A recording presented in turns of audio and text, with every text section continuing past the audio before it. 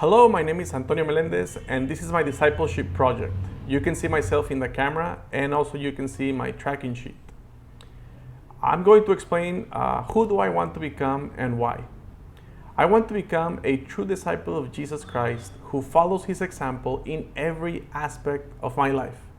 I want to strengthen my faith, develop Christ-like attributes such as love, humility, patience, and service. I want to make decisions that reflect those values. I also want to improve my physical health so that I can have the energy and the strength to care for my family and fulfill my responsibilities. I want to be an accountable person. I want to become a better father, a better husband, and a better son by being more present. I want to give my family quality time. I want to be patient, supportive, and loving. I want to be a person of integrity who serves others, continues learning every day, and I want to reach my full potential. Becoming this person will allow me to bless my family, positively influence those around me, and fulfill the purpose God has for my life. To accomplish this task, to become the person I want to become, I created some daily habits, some weekly habits, and some monthly habits that you can see here in my tracking sheet. Okay, my daily habits are pray with real intent at least 3 times each day. Study the Book of Mormon from 30 to 60 minutes each day. Exercise 30 to 60 minutes every day. Perform a personal act of kindness for my wife and for my children every day. Dedicate 2 hours to my studies every day.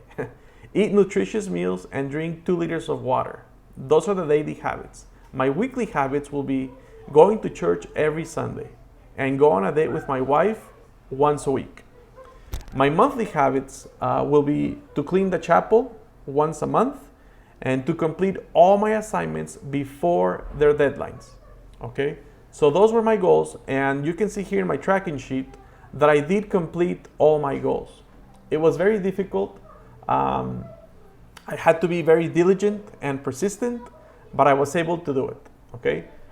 Pray with real intent 3 times a day was not very difficult. I was able to accomplish this task, as you can see, pretty well. Studying the Book of Mormon, sometimes I studied for 30 minutes, other times I studied for 60 minutes, but usually it was more towards the 30-minute mark. Okay? Same thing with the exercise. Sometimes I only exercise for 30 minutes instead of 60, but I did exercise from 30 to 60, except for Saturdays and Sundays.